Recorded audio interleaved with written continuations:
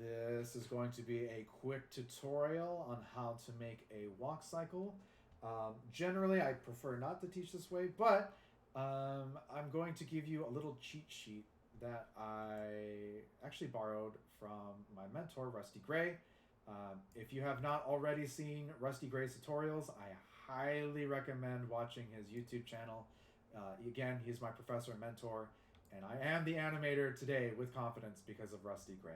So, yeah, take advantage. He has a lot of free resources, and he also offers classes as well. So, really quickly, now that we're looking at our scene right here, I quickly uploaded a body mechanics rig. This is a phenomenal rig for, I would say, intermediate animation. If you're starting out, generally I would recommend the Ultimate Bony rig. However, that rig has aged quite a bit, and it has been crashing a lot in the most recent versions of Maya. So it's very difficult for me to recommend that rig. I absolutely do not recommend that animation rig for walk cycles, but for this walk cycle, I will be using my intermediate version of a rig, the Body Mechanics rig. So again, just like I'd mentioned earlier, I'm going to do this animation walk cycle with a bit of a cheat sheet method. Now, I recommend using this cheat sheet if you are a starting animator and you are trying to understand not only body mechanics but how to animate in Maya. If you're still having trouble and difficulty with Maya, I definitely recommend doing this. If you are someone who really wants to become a bona fide animator and you really want to get that studio job, or you just want to make really clean animations, I highly recommend using this as a reference. I do not recommend copying the reference frame by frame. You want to develop your eye for body mechanics. So if you're really serious about animation, I recommend using this reference on the side. I do not recommend you putting it in Maya. I really recommend you looking at someone walking, or you looking at a walking reference and then using that to develop your eye for the body mechanics of a walk cycle. So with that said, let's go ahead and start with the cheat sheet method. First thing I'm going to do is make sure that my rig is A-OK. I've already created a new layer with the geometry so I don't accidentally click it for this specific rig. I'm going to call this Geo. Go ahead and save that. And as you can tell, when I click on this, oh no, like I definitely don't want to click on the geometry. I absolutely don't want to animate my geometry. So I'm going to click on my reference, and now when I click on this, because it's referenced in, I don't accidentally click my my geometry. So now that that is done, the next thing I'm going to do, and it's again for this specific cheat sheet method, is I'm going to go into my left view. That way I can just see a flat orthographic view of my character. Now that I'm in this view, the next thing I'm going to do, and it doesn't necessarily have to be images, it could also be movies as well. However, that can be more difficult, especially with, in my experience, the PC version of Maya. When I was working with Mac, it was significantly easier, but you can also import movies as well. It just has to be a specific file format. I don't have access to that resource right now, but I highly recommend looking up how to import movie references into Maya if that's something that you're interested in as well. And this is something that I have done for past animations as well. So for now, we're just going to import an image, keep it simple. So I'm going to go ahead and click on import image. Let's go ahead and go to my downloads. Really quickly, I'm going to upload, let's see where I can find it. It is at the very top. Okay, it is at the top. So I'm going to upload my detailed animation walk cycle. Now, as you can see, it's covering the background. I don't want that. So one thing that you'll notice when I click on this is, if I go back into perspective view, it disappears. Oh, what the heck? It's far in the distance. If I look into my channel box, I'm going to rename this to reference, by the way, on the side over here. If I look at my reference, generally speaking, I'm not sure why it does this, but on some axis, it just jets it into the weirdest direction. So rather than me having negative 995.1, I'm just going to put 0. Like so. So now it is directly in my scene on the graph.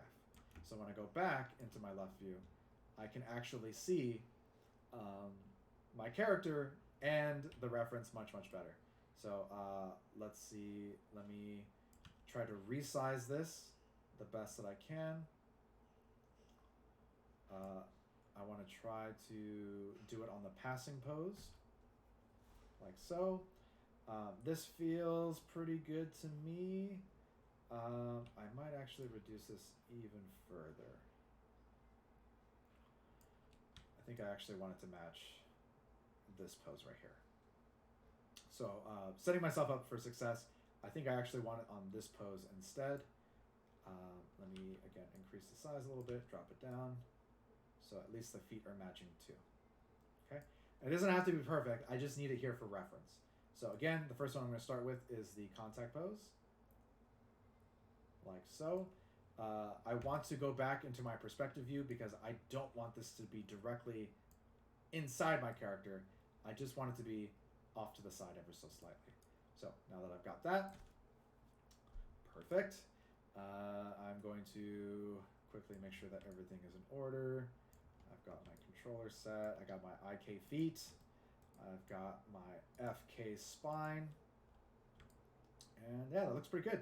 So again, first thing I want to do when I'm animating any character is I want to animate the core place of movement first, being the hips, and then the feet. I do not want to touch the spine. I do not want to touch the hands. I don't want to touch the head. I only want to focus on animating the hips, the feet, from contact to contact. Okay, so let's go ahead and go to my left view. So looking here, let's see if this works. Perfect. Okay, so I just press the 4 key, number 4, and now I can see through my animation character. Another alternative is that you can, let's see, go ahead and get that back. Another alternative is that you can go over here, and let's see which one it is. You can also do this as well. So I can turn off the geometry and now see exactly what's happening on my character. If I believe I'm not mistaken, I can also do this as well. Kind of harder to see, so what I like to do is I just like to turn it off, just to see behind my character. And again, that's only because my geometry is in this layer. So let's go ahead and take a look at what the reference is doing. Again, it's a contact pose, so my hip is rotating with the leading foot. Let's go ahead and turn that back on. So if I were to move this character a little bit, again, if this is the highest pose right here, I definitely want to drop that down a little bit. I'm going to extend this foot out. And rather than rotating it like this, which is completely valid, by the way, you're more than welcome to do so. That's totally fine. However, I like using the controllers that are generally already on the foot. So before I touch any of these controllers here, remember to save. So I'm going to save this. Save scene as. Let's go to where I save my files, CSUF, Spring. Let's go down to create a new one. We're going to call this walk cycle. Remember, you want to keep your naming conventions as clean as possible. So this is going to be walk cycle. I'm going to save this as my ASCII, and the file name is my first and last name. And then the name of the assignment, walk cycle. And then the iteration is going to be 001. Perfect. So let's go ahead and save that. Now that I have that saved, I can animate with confidence knowing that worst case scenario, I can always go back. So again, I'm using this as kind of a cheat sheet. The cool thing is, bless you, Rusty, I love you. Rusty has graced us also with the actual frame numbers for each different pose. So again, another easier way to kind of process how this works in our brain. Again, I only recommend doing this if this is your first time animating in Maya and you're still trying to figure things out. Generally speaking, I recommend watching an actual reference to see what the body mechanics are actually doing. So, again, let's utilize the foot controllers rather than do this. I'm going to make it easy on myself and use the foot controller. So if I'm not mistaken, let's just see like if there is even a foot control that allows us to do this. Yes, there absolutely is. So I'm going to animate on the roll. Let's make this a more casual walk cycle. I'm going to try to follow Rusty's as close as I can, maybe change things up a little bit, but let's go ahead and jet that forward. Try to match the reference. I actually kind of want to have the toe kind of fall back a little bit as well. So let's go ahead and see if there is a foot controller. Again, let me save really quick before I start messing with other controllers. Let's just save this as same iteration. No, I want you to save as ASCII. There we go. Yes. Okay. So let's mess with this. So length, I'm assuming, yeah, definitely changes the length of the leg. This also changes the length of the leg. Anti-pop. That's interesting. Stretchy, I think that's to manipulate the actual stretch.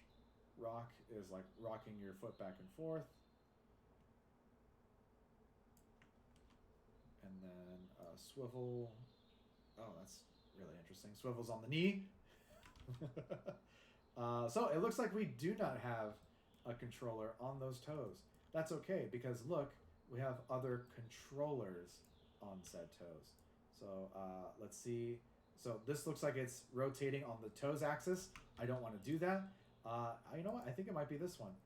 Let's go ahead and nope. This one is rotating from the other axis. So now I'm assuming if I were to look at this in perspective view, I also have another controller that is right smack dab in the middle. It's kind of hard to see from the side view. Let's see. Yeah, it's very hard to see from the side view. But if I rotate this one, that is the one that changes the toe. So again, I want to make sure that all my controllers, except for the main controller, is hidden. And another thing, just so it's easier for everyone, I don't want to keep accidentally clicking this reference because heaven forbid I accidentally move it, rotate it, swivel it, whatever. I don't want to accidentally move this. So what I'm going to do is I'm going to go here into the channel box. I'm going to select all of these and I'm going to click on lock selected. So now that this is locked, I cannot accidentally touch this and move it. But as you can tell, I can still click on it, and I really don't want to be able to do that either. So to make it easy, I'm just going to create a new layer with this inside. So I'm going to go over here, make sure it's clicked. I'm going to select create a new layer and assign a selected object. To make sure that it's in there, I'm going to click the V for visualize to see if it's on and off. And I'm going to reference this as well. So now I can no longer accidentally touch this reference. It is impossible for me to do so. So now when I'm clicking on my character, I don't have to worry about accidentally selecting and animating this by accident. Please, please, please, please keep that in mind. If you are using this reference, or any reference for that matter, you definitely want to make sure that you cannot touch it. Otherwise, it might mess up your animation. So now that that's been done, I'm going to quickly select all my controllers with the exception of the bottom one. Remember, we don't want to animate this main world controller. I'm going to key all those frames. And let's see. I also want to make sure that I am in, let's see, flat and stepped. Also keep this in mind before you animate. Luckily, I already had it there. But when you're animating, you want to make sure that you're on weighted tangents. You want to make sure that your default tangent in is flat and your default out tangent is stepped. I prefer working in stepped. especially if you're learning early on, I highly recommend learning stepped animation first. Do not let Maya determine your animation. You should be the one determining your in-betweens and your fine-tuning as well.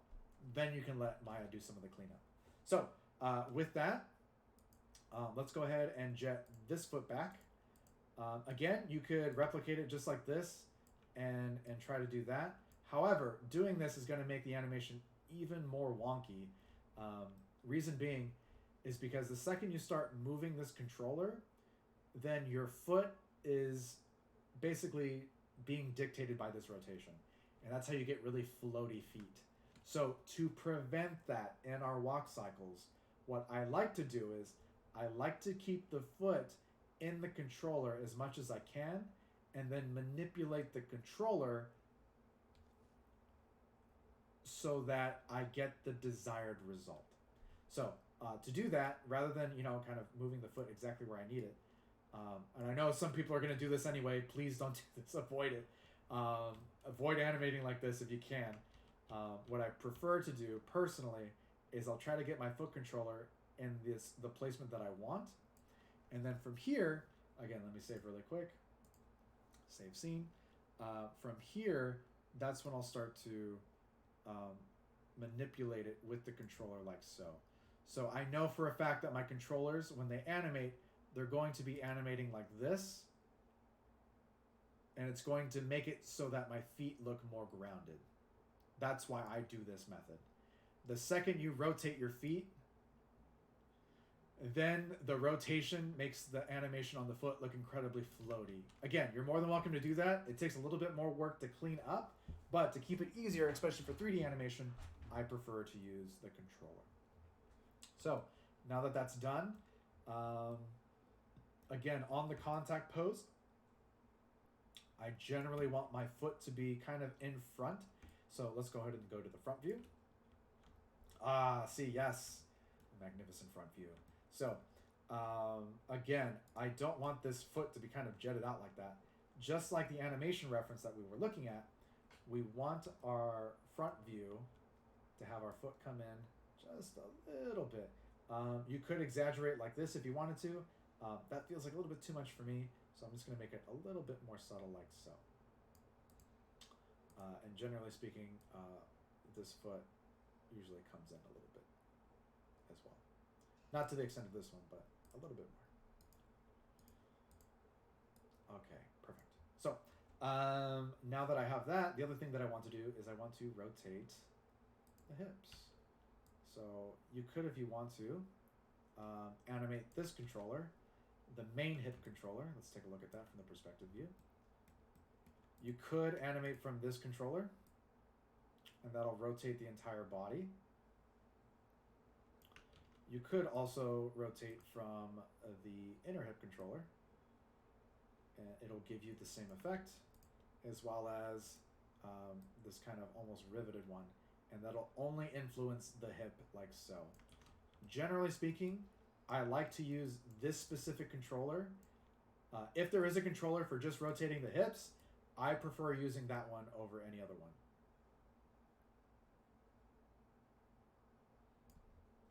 So again, I'm getting really bold and ambitious. I don't even know if this is the correct rotation. So to confirm, let me quickly go to YouTube, look at my animation walk reference.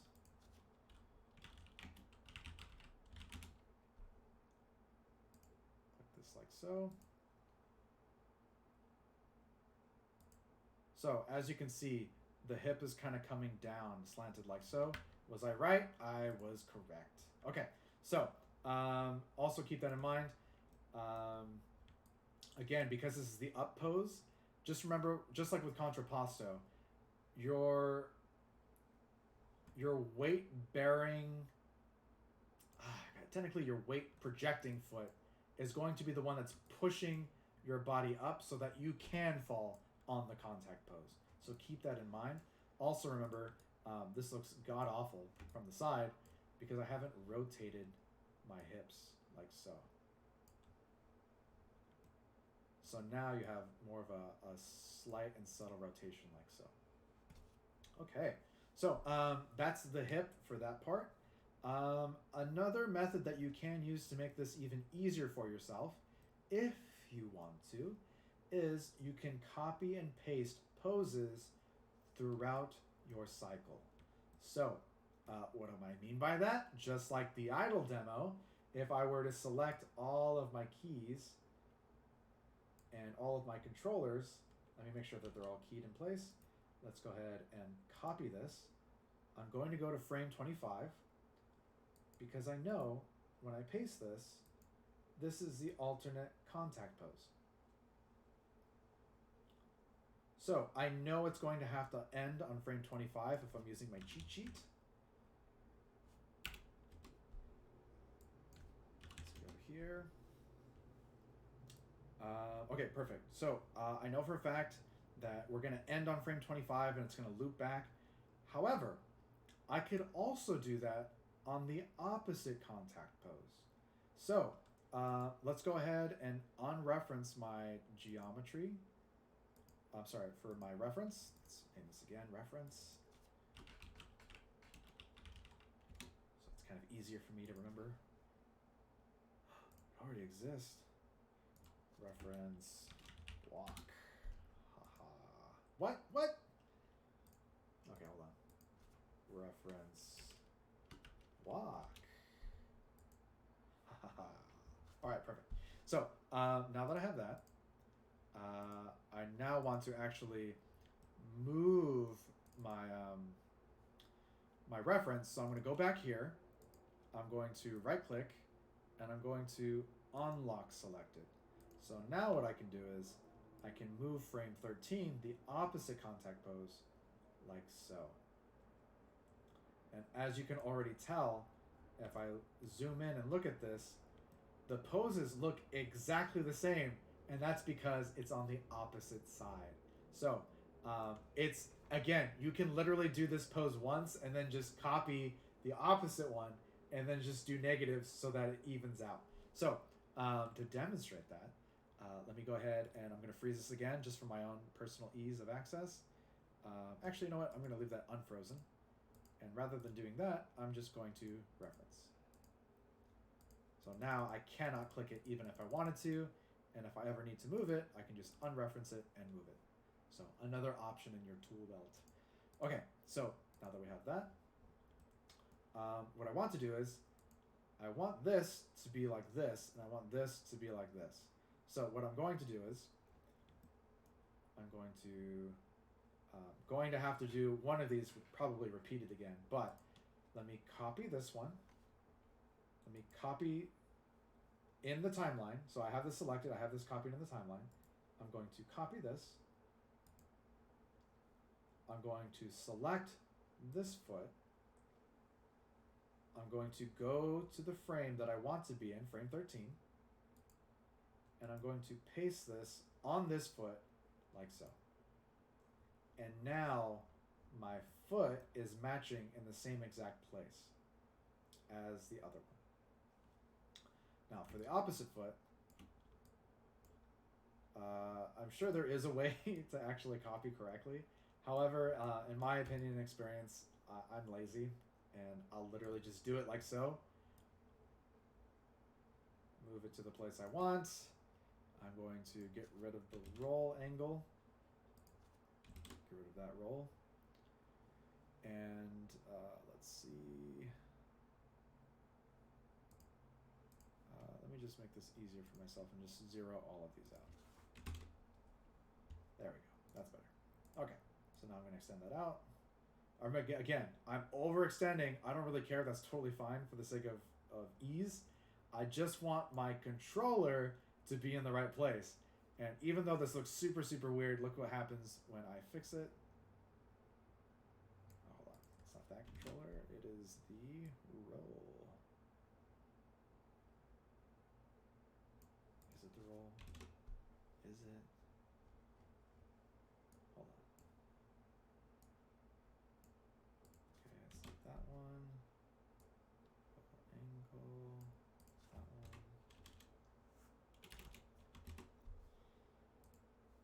Let's see.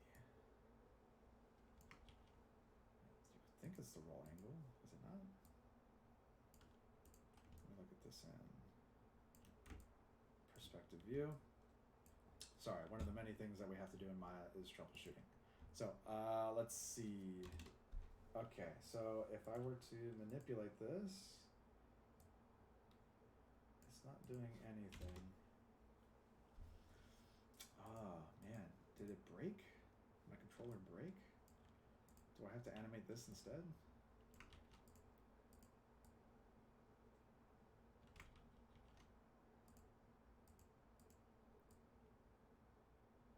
I'd have to.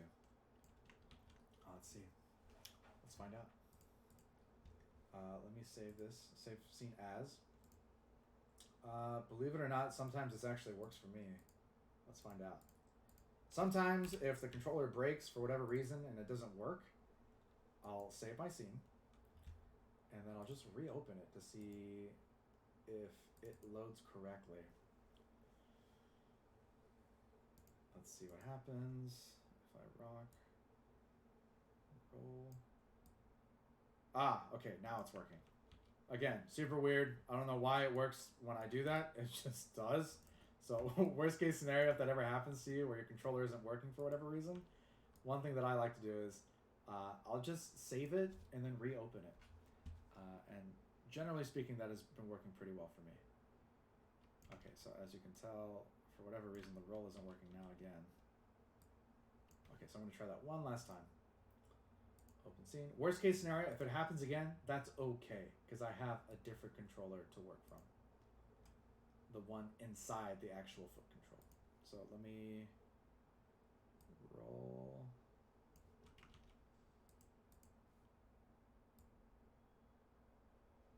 Oh, bummer.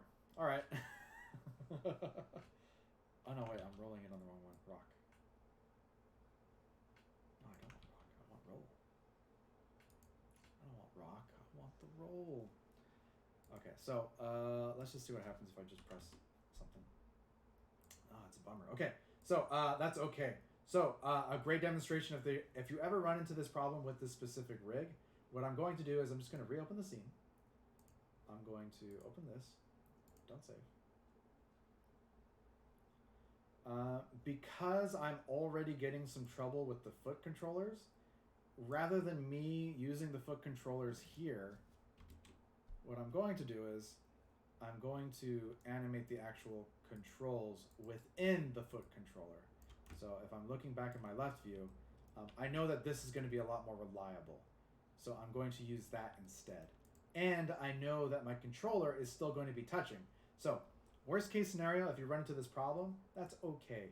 I'm just going to select all my controllers, and I'm just going to re-edit this instead. And again, I could use the foot controllers if I wanted to. However, because they're not being very reliable for me right now, I'm just going to choose something else. Perfect. Okay, so from here on out, I'm going to be using the controllers inside the foot control. So now that I have that, let me go ahead and look at this pose to this pose. It's the same, I believe. Let's make sure. Yep, that's right. That's right. Perfect. Okay, so let's go ahead and copy this.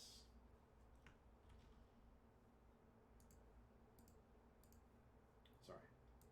Select our controller, copy inside the timeline, copy like so. And I'm going to go to the one that I want, which is this one. And I'm going to, on the contact pose that I want, paste it in the timeline. And boom, my foot is already in place now. The only thing I have to fix now is the controller. So rather than rotating like so, I just do that. And then I'm going to select the middle controller here to have my foot drag a little bit, and then boom, I have my contact pose. But as you can see, my foot is a little oddly bent. That might be because of my hip. Let's see. That is a great example of how to change your hip for the other side. So rather than being in positive, let's just see what happens when I go into the negative. Let's go into perspective view. So obviously my hip is completely wrong. it's rotated in the wrong direction. But let's just see what happens if I select this, and instead of negative, or instead of positive, let's just see what happens when I go negative. Boom. It rotated in the direction that I wanted. Awesome. How about the y? Let's see what happens if I make it a negative y. Boom. Already shifted to the right direction. So, something to keep in mind, you're more than welcome to animate in this method. In my opinion, significantly faster. But if you really want to, you're always more than welcome to animate pose by pose by pose by pose by pose by pose. You're more than welcome to do so. Yeah. So for the sake of ease and simplicity, I'm going to do it the method of kind of copying and pasting frames just to make it easier on myself. You're more than welcome to do this as well if you're in a time crunch. But let's go ahead and go back to perspective view.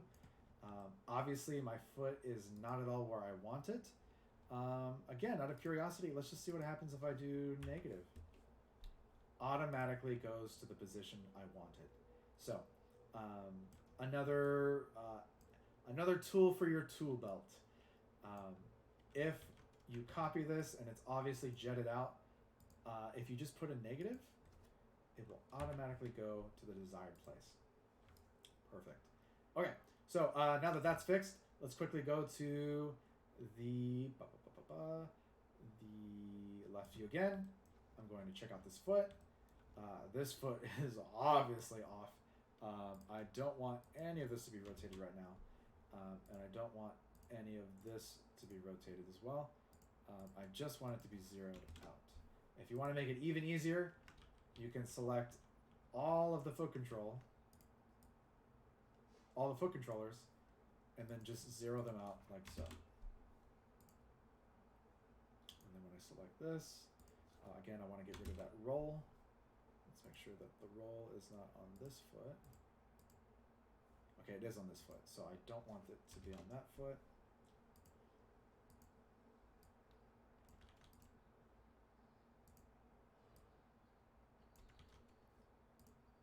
Let me just rotate this like so. There we go. I want to make sure that the controllers are animated instead of the controller. Perfect. So I'm going to copy this. And I'm going to paste this on the opposite contact. As you can see the difference. You definitely don't want a difference in your contact poses. The end contact poses, that is. So, okay. Now that I have this how I want it, I'm going to copy in the timeline and paste in the timeline. Like so. So now I don't have to worry about funky controls. I can just use the controls inside the foot. Okay, so let's go to frame 13. Let's do the same to this foot. Perfect. Everything looks clean here. Let me just rotate this up a little bit more. Click the controller here. Boom.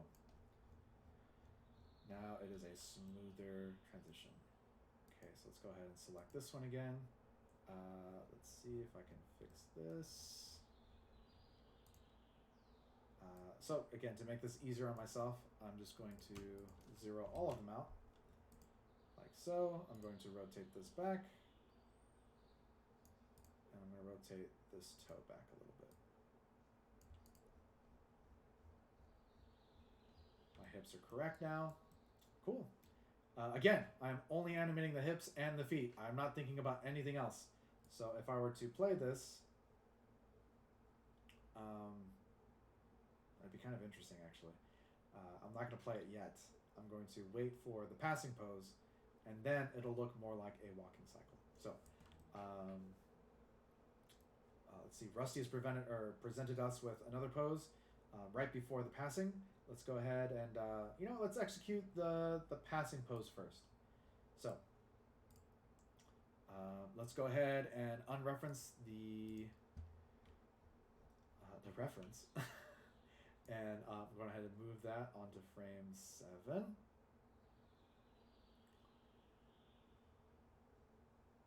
Again, if you'll notice, this is pretty darn close to the down pose. this one here. Actually, yeah, let's do the down pose. Let's do that first. So let's go instead to frame 4. I'm going to try to match the hips as close as I can.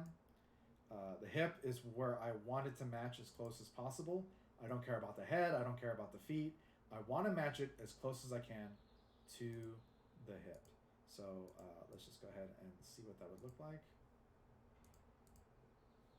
Let me select my geometry. Okay, not the geometry. Let's select number 4. And as I can tell, it's about smack dab middle with the hips. So I like that. I actually want to move this just a little bit more. Zoom in real quick. Yeah, I want to move this back just a little bit. Sorry, move it forward. There we go. Okay. So now that that is done, again, props to you all who are following along right now. I know this is a long form format. Mad respect for being able to follow along. Take a break if you need to. Actually, we will take a break in a short bit.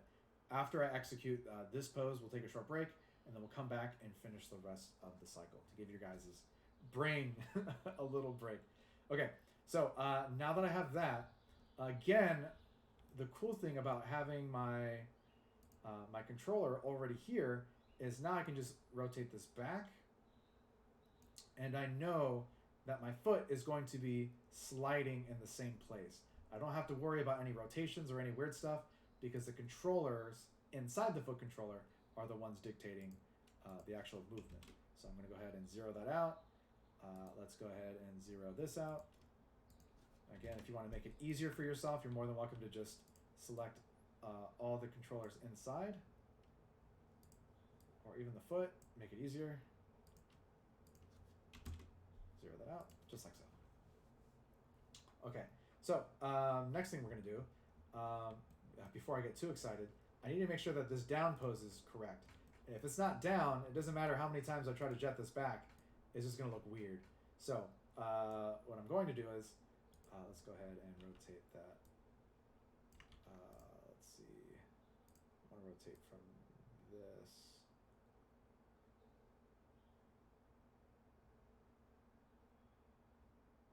Let me see if I can rotate that toe down a little bit. Perfect, like so. Now, as you can see, I'm going to get a pop right here. I can already tell. I absolutely do not want that pop. But, just like I had mentioned earlier, oh, this is also my down pose. So this should be down anyway. So if I move this down, like so. This, I'm going to tell you right now, is going to feel really exaggerated. So I'm going to move that up just a little bit more.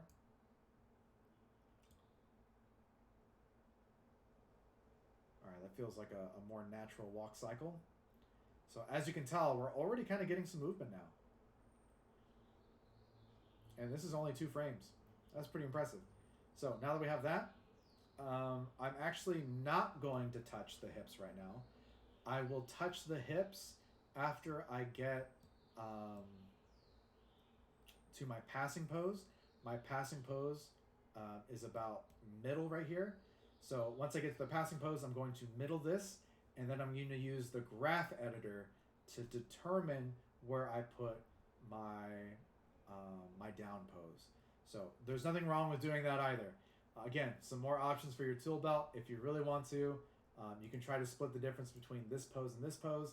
I'm going to make it easier on myself by just doing it in the graph editor because it's way easier for me to visualize. So with that being done, I'm now going to quickly go to my perspective view. That's looking correct. Again, I'm not going to really touch the hips right now. I will touch it when we go for the next pose. But now that I have this pose, let me go ahead and copy and paste to the other side. So again, make sure that my reference is referenced so I don't accidentally click it. Again, this is what's going to happen if you do. If you accidentally click it, you might do something like this. Don't do that. Make it easier on yourself. Just reference your reference. Okay, so now that I have that, I am going to unreference my reference now. I'm going to move to my next pose. And again, thank you, Rusty. He has already kind of color-coded it, so you know exactly where it is.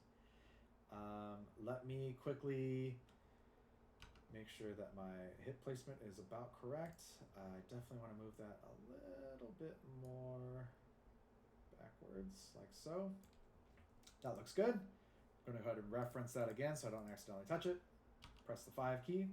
Let me turn on Karnak again really quick, just so people can see my key bindings.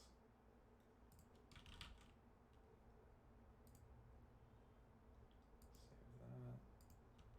Perfect. Okay. Hopefully that'll show up in the video as well. Cool. Awesome. So let's go ahead and just do the same, but for the opposite side. So let's go ahead and copy this pose, or this controller, and select that controller. I'm going to copy this one. Actually, let me select all of them. Select all those foot controls. Copy inside the timeline. I'm going to go to the next pose, which is frame 16. Thank you. Sweet. Go to frame 16, and I'm going to paste on the opposite foot. So select the opposite foot controller, and then I'm going to paste, and then boom. It's got most of it. However, if I just, again, zero this out, super easy money. Cash money. Awesome. Okay, so that is done. Again, I'm not really touching the hips right now. Let me go ahead and jet this back a little bit more. Like so.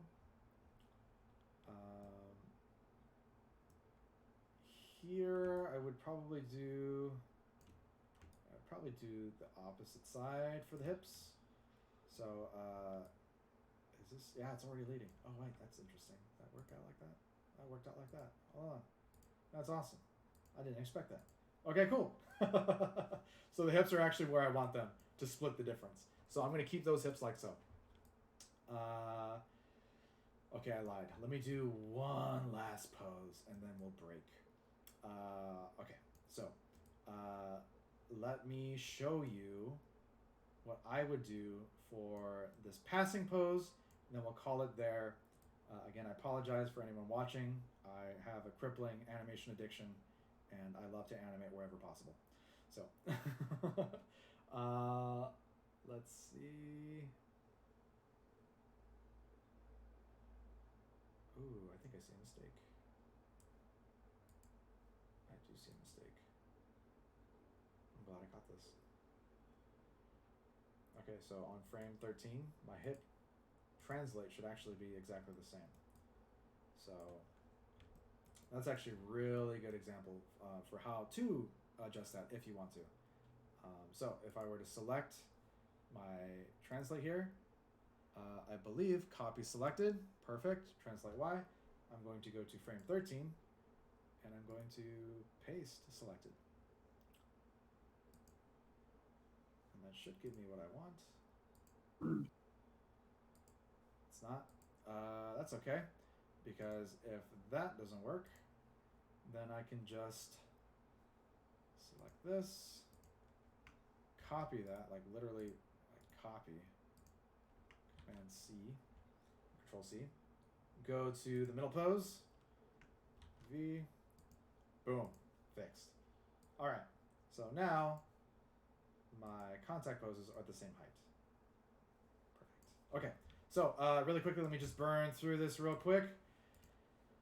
Let me select this, move it to the passing pose, look through the rig to make sure that my hips are aligning. Looks like the butt of the rig is too close to the other butt. So to combat that, I'm going to slide this forward, like so. And now, I shouldn't really have any rotation. It should be pretty even. So let me go to, let's see, let me go to 5. Perfect. So I am now going to select all my keys again. And I'm going to key on frame, let's see, frame 7. Oh, that's funny. Okay, I totally messed up. Okay, so again, this is half of the fun of animating. So if you saw, no one stopped me. Thank you for not saying anything. All right. So really quickly, Professor Rudy, I see that you have accidentally animated on the wrong frame. Whatever will you do? I'll tell you exactly what I'm going to do. I'm literally just going to select this and just move that over to frame 4. That's it. That was super easy. And if this is frame 4, then this pose, this down pose, let's see, this should be the same. Hold on, let me exercise my brain real quick. Okay, so this is frame 4, so then the opposite one should be frame 16. So if I'm looking at my controllers, if I were to just select this real quick, that's frame 16, then this should be copied from this side. I don't know why that's on the down pose, but if that one, okay, so I got that right. Just messed up the hip, that's all. Okay, that's not too bad. Again, happy accidents. So let's go ahead and go to frame 16. I'm going to paste that like so. And now that is fixed. Easy money. So if I go to this one, frame 19, that's my opposite down pose. Oh, that should have been the right pose. Okay, so if I look at that one, I guarantee you that there's no other controllers on that one. Ah, yes, I was correct. So I only copy and pasted it. Okay, cool. That makes way more sense. Okay, cool.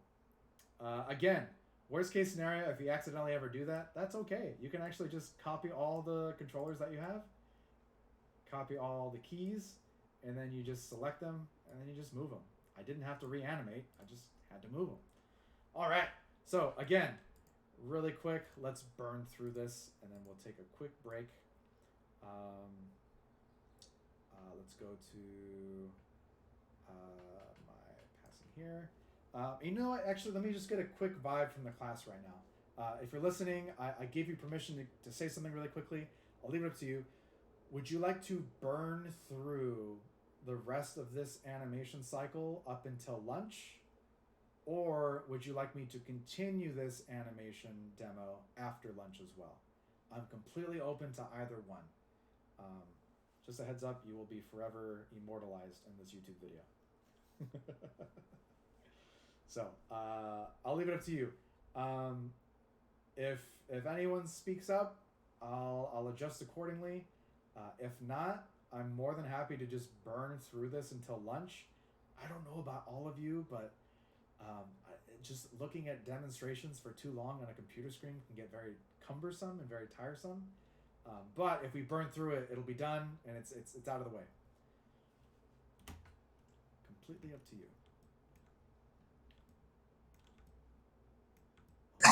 Kind of agree with Alexis C in the chat. Maybe a little bit of a break right now would be good for all of us. Okay, yes, I thought so too.